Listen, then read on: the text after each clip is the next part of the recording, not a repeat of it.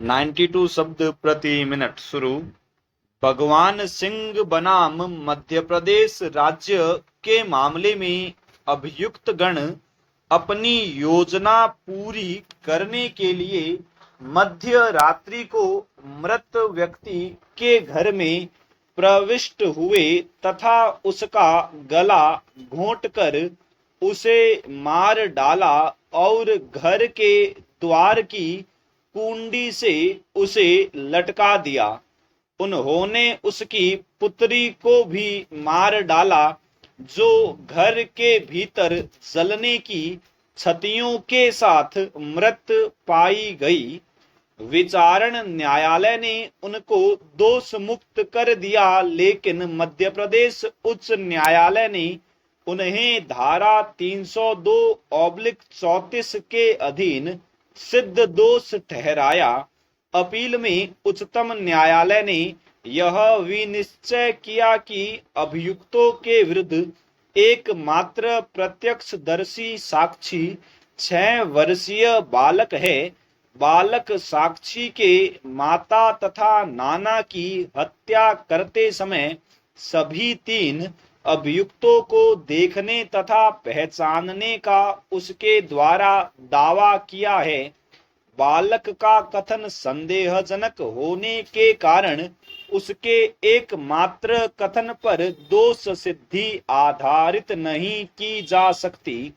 बाल मनोविज्ञान को ध्यान में रखते हुए अपनी माता पर हमला होते हुए देखकर 6 वर्षीय बालक चिल्लाता, परंतु उसका कहना है कि वह चुपचाप वापस सो गया। एक बालक के लिए भी यह अत्यंत अस्वाभाविक है कि जाने पहचाने व्यक्तियों द्वारा अपनी माता पर हमला देखने के पश्चात वापस सो जाए और प्रातः देर से तभी जागे जब उसका मामा उसे और उसके छोटे भाइयों को उनके पिता के ग्राम ले जाने के लिए लेने आए। बालक का मामा महत्वपूर्ण साक्षी था जिसे बालक अभियुक्ता के नाम बता सकता था। उसे पेश न करना महत्वपूर्ण साक्षी रोकना है। अतः उच्चतम न्यायालय ने अभियुक्तों को दोष मुक्त कर दिया। एक अन्य वाद राजकुमार बनाम मध्य प्रदेश राज्य के वाद में अपीलार्थी अभियुक्त को अपनी गर्भवती पत्नी, जिसका उससे 1 वर्ष पूर्व विवाह हुआ था, की हत्या करने के आरोप से आरोपित किया। विचारण न्यायालय ने उसे दोष मुक्त कर दिया, लेकिन अपील में उच्च न्यायालय ने उसे सिद्ध दोष ठहराया और दंडादिष्ट किया। इस निर्णय के विरुद्ध अभियुक्त द्वारा उच्चतम न्यायालय में अपील प्रस्तुत की गई।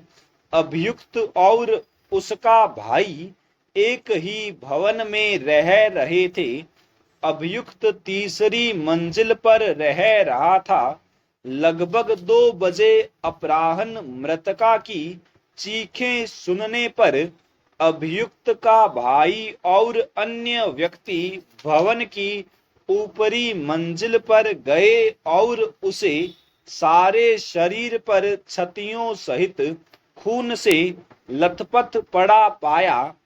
जब उससे मृतका पूछा गया कि क्या घटित हुआ तो उसने उत्तर दिया, वे मारे गए। उसकी अस्पताल जाने से पूर्व मृत्यु हो गई। उच्चतम न्यायालय ने अभिनिर्धारित किया कि घटना दिन में हुई, लेकिन अभियुक्त की उपस्थिति सिद्ध करने के लिए कोई ठोस साक्ष्य उपलब्ध नहीं है। अतः मामले में महत्वपूर्ण कड़ी अविद्यमान है।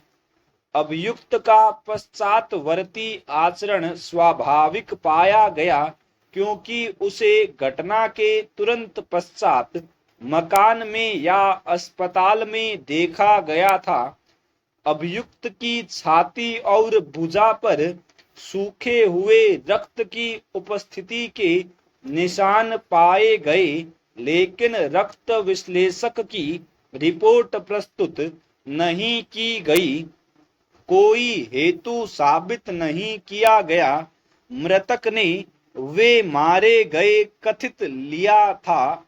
महिलाओं द्वारा वे पति का हवाला देते समय आदर सूचक शब्द के रूप में प्रयुक्त किया जाता है, लेकिन इस प्रकरण में ऐसी कोई साक्ष्य नहीं कि मृतका ने अपने पति का हवाला देने के लिए इस प्रकार के ये शब्द वे प्रयुक्त किया था। अतः इसे मृत्युकालिक कथन के रूप में मान्य नहीं किया जा सकता। अतः धारा 302 के अधीन आरोप पर अपीलार्थी अभियुक्त की दोष सिद्धि कायम नहीं रखा जा सकती। अपील मंजूर की गई। कारूमारिक बनाम बिहार राज्य के वाद में मृतका और उसके पति में आपस में रंजिश थी।